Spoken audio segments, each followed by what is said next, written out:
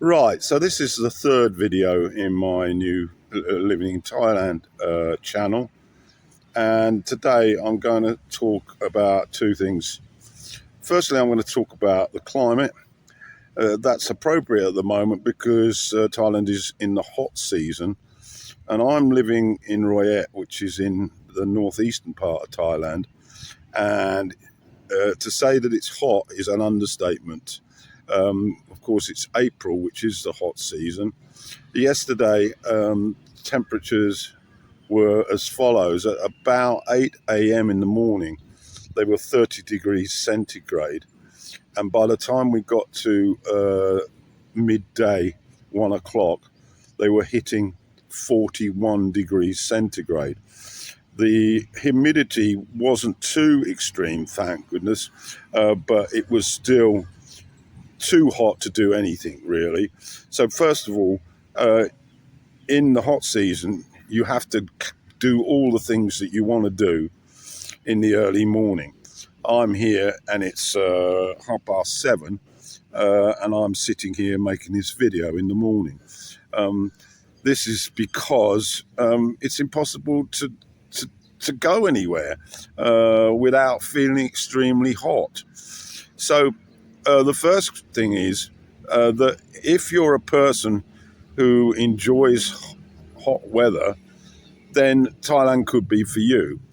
But as you get older, of course, your tolerance may diminish, and very, very, very, very hot weather coupled with a large amount of humidity in the evenings can cause difficulties for many older people. Thailand is an attractive destination for people who are wanting to retire, and I certainly wouldn't put you off. But it does help if your health is in pretty good order. We're particularly thinking about being overweight. That's dreadful in hot weather. And of course, if you have any pre-existing conditions. So that's the first point. High humidity, of course, also interferes with, as the heat does, with your ability to sleep at night. And an air conditioner is really essential. But with that, of course, you will start to get into issues about using air conditioners, because air conditioners in general can cause problems for your health because the air, of course, isn't fresh. It's been processed, and so headaches are common, and also dry throats, and also you can have quite a degree of problem with actually nasal and congestion problems. Also, this type of weather is very conducive to allergies, and allergies cause quite a considerable impact on your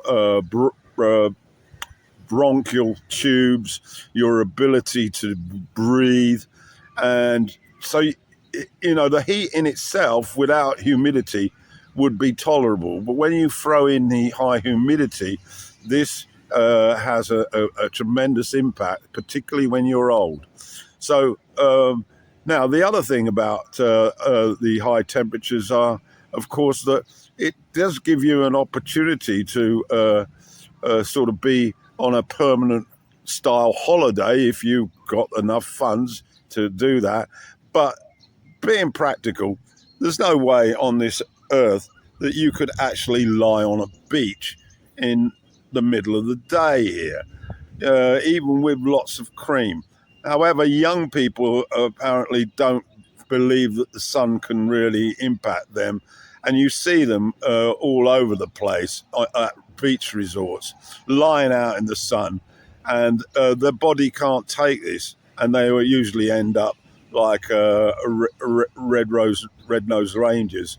And so bear in mind, that you need to be careful with the heat here. It's not the same as a sort of 70-degree Fahrenheit day in the UK. Okay, so that's my bit on climate. You don't really experience any cold days here, although the locals, when it gets down to under 20 degrees, they have to get their coats on because they feel it. But of course, they were born here. So that's my gist on climate. Now, the other thing I wanted to talk about today, and it's a pretty important thing, is work. Now, many people come here to retire, so they don't need to consider this. They probably got a pension, and their pension goes a lot further out here than it would do at home because the cost of living is considerably less. But do you want to wait until you're 60 to come here? Particularly if you're in a dead-end job in the UK and you really are finding it a struggle to get up in the morning. Well, the first thing that's absolutely paramount is, if you are serious about relocating, you really do need at least a small amount of money to start with. I would suggest about 5,000 quid. That will enable you to have the first year here trying to build up the opportunity to work. Now, as for what work you do here, the Thai government keep a very tight hold on the sort of jobs that are available, and there ain't that many. If you, again, aren't rich, then you can't consider buying a bar, which many do here. And even if you do buy a bar, you can't work in it. You might be able to sit in it and drink daily, but you have to have Thai people running it. And usually that involves a partner, whether it be a wife or a girlfriend. And she is responsible, or he maybe, of taking care of the staff. Of course, bars don't come cheap. And of course, if you want a bar in a place where there's a lot of business, then you have to pay. And they're pretty expensive. You won't get anything really under £50,000, I would suggest. And of course, the bar areas that are fruitful financially tend to be in the big resorts, Phuket, Pattaya, Koh Samui. So that's one thing to think about. Now, if you haven't got that sort of money and you're not retiring and you still want to come, then the options of working are as follows, really. In the last decade, nomads have become popular here, and this is working digitally online. Of course, you have to try and develop a customer base, which is usually outside the country, Thailand, that you're living in. But if you have established that, I had a friend here who worked for a company, and he tended to contact them on a sort of weekly basis, and he used to advise the staff as to how to deal with problem solving.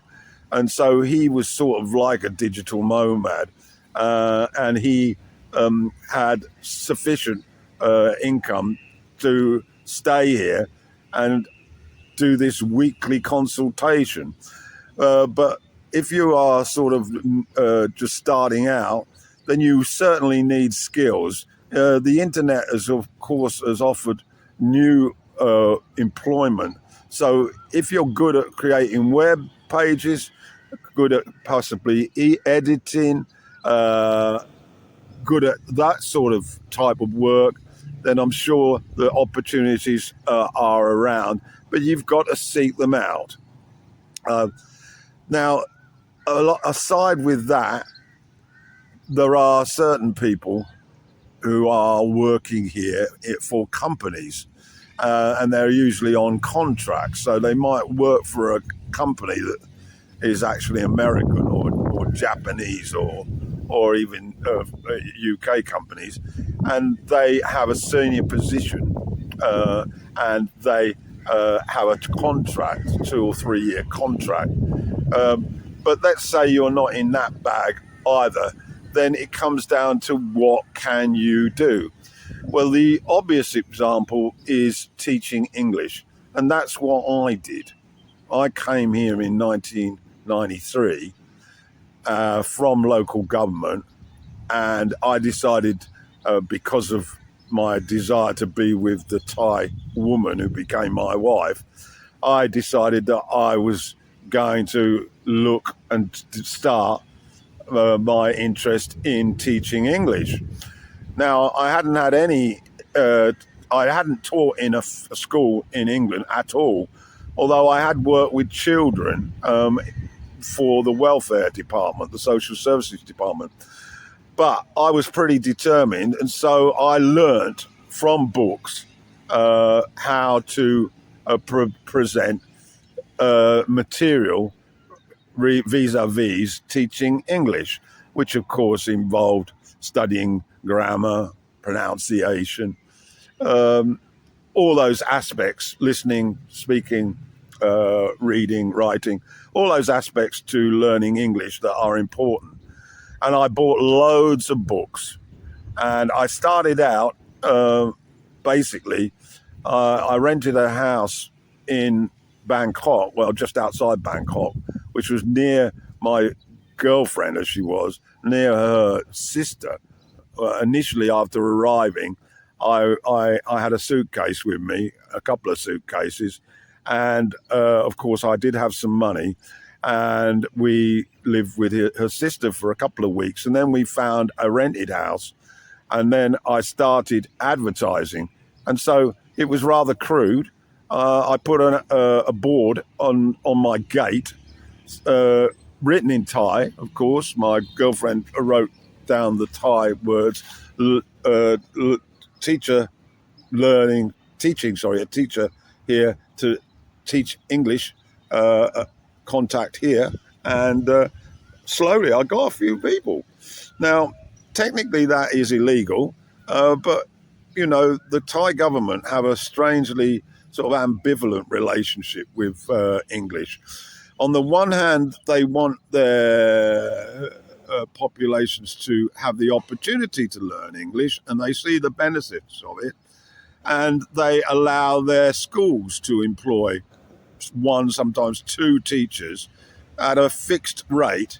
But on the other hand, their investment in it is, to say the least, minimal. But if you are offering to teach English and you don't upset any Thai person who's running an English language company nearby, generally you can get away with it. Okay, I'm not encouraging illegal activity, but if you're passive and you start to deliver, people will like you, and then they will refer you by word of mouth. That's what happened to me. People referred and said, oh, go and just learn English with him. And that's how I started. I was in a furnished house, and we just converted one room with air conditioning and a table and chairs, and in came the students. Some of these were young children, which was quite demanding. I then moved on and thought, well, I better actually look at what's available locally.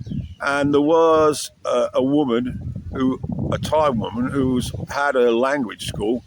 And so I walked into her and said who I was, and she decided to employ me on a part-time basis.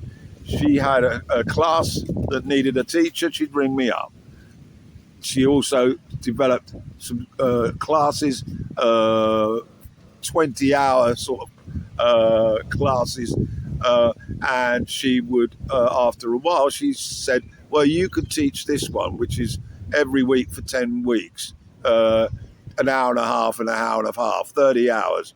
And so I built up my sort of reputation, I suppose, in that way. Now, of course, you can stay in that situation where you get some work from time to time. So if you've got a little bit of an income from the UK, then that might suffice. But I didn't, and my fixed amount of money started to get lower. So I sat down and said, well, maybe I need to consider moving out of Bangkok, because there were lots of companies in Bangkok offering this service. The other alternative that I ought to mention now is that there are sites which offer full-time posts with schools, in primary schools, in secondary schools. And they have a sort of fixed salary, really. They usually require degrees in a subject, not necessarily a specialised subject. And this is quite a secure post, because usually if you go for interview and they like you, then you'll have a contract for a year. If you're lucky, possibly 2 years, but it's a year, and then they will renew it. And then you get up with the students early in the morning and you work an 8 to 4 day. And you're usually pretty busy teaching or in the office marking books, blah. And the school basically dictate what you do. They give you the syllabus. They tell you what they want you to you to do. You have very little scope for actually doing what you might think is appropriate. Although you can slip things in, and that's what happened to me a little bit further down the road when I did work at a school. But that happened a lot later. This particular time I was in Bangkok, and as I say, I ended up working for 2 companies on a part-time basis. But I found the control of the Thai owner or the Thai manager too much. And they were basically obsessed with learning things that, as far as I was concerned, weren't going to help the students speak or understand English. It was very much focused on grammar and focused on tests to pass so that they could go into university. They do have English as part of the test to go to university, but the test usually doesn't include any speaking or listening formats. So anyway, after this, I found that it was pretty tedious, to be honest, and I wanted some self-control over what I was doing. And so I persuaded my better half, let's move out of Bangkok. Let's find a place where there aren't so many competitors. And I went down on the southeast coast and ended up in a town called Bang Sen, which was about 30 miles north of Pattaya. And I got a job there working for a computer and language center. I didn't get much work there, so I had to supplement that by working for an English guy who was running a school in another town between where I was in Bang Sen and Pattaya. It was Sriracha. And I really liked working with him because he basically gave you the freedom to do what you wanted. He would say, I've got this student, I want you to work and teach him about this. But what I decided to introduce as content was up to me. And this was freed me up. And so I felt much more into the idea of doing this. And so I worked for him, and I was working for the computer company. And I also got to do occasional corporate work because he got some referrals from a Japanese company. And I went out, because I had a car, I went out and taught them for a block period of time, about 10 weeks. That was after they finished work, of course. And I thoroughly enjoyed it. And it certainly increased my skill level because I was then teaching adults, and it had to be, to some extent, focused on their work. And I was able to employ group work techniques because the classes were quite large. So that all happened. And then the school where I was working for this English guy, he had a degree in education. He decided that he wanted to come back to England, and I basically said, well, any chance of me taking over from you running the place? Well, the owners were initially interested in this, but then at the 11th hour, they decided against it. And that prompted me to decide, well, if you don't want me, I'm going somewhere else. So I then went and spoke to my girlfriend, and I said, I've had enough here. I want to go and do my own school, which was a pretty radical thing, really. But anyway, I always remember it. We got in the car, and I said, well, let's go and have a look at this place called Rayon, which was another quite big town on the coast, and looked at attractive sort of propositions. And so we went down there. We found a place with an ad,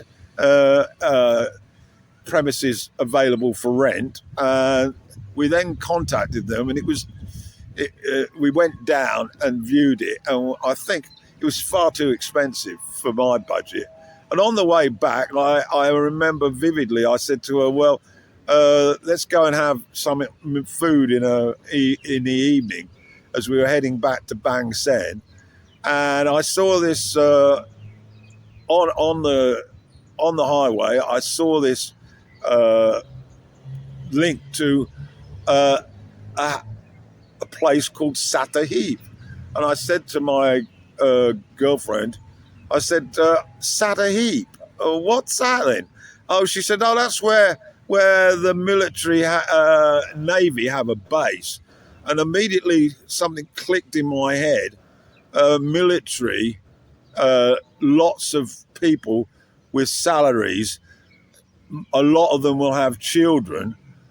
This may well be the break that I want. So I said, well, let's go and have some food there. And I remember we went to the restaurant on the beach. Oh, well, it was no beach, but it was like a promenade. We had a nice meal, and she got talking to the staff, and they said, well, there's no one here teaching English, meaning foreigners.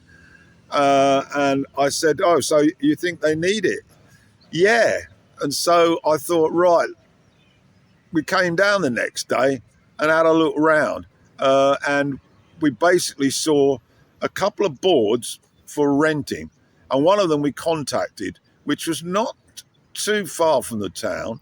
It was on the main road, and the owner of the property was a Thai, but he'd actually worked in Germany, and so he knew a splattering of English, and the rent was okay. And so I said, right, this is fine.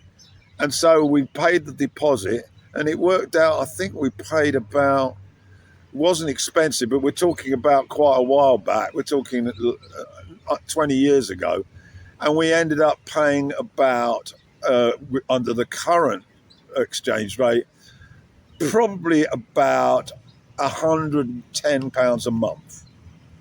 Okay?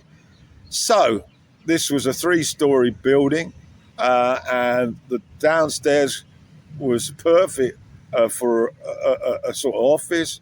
The middle, the second floor, ideal for a classroom, and at the top, ideal for living in. And of course, my girlfriend's daughter was living with us then, and so we were up and running. Now, my own story, I think, is very useful. I will continue this video on work in my second segment and explain how I went from running my own school in Satahib in 1990, what would it be, 5, to what's happening now.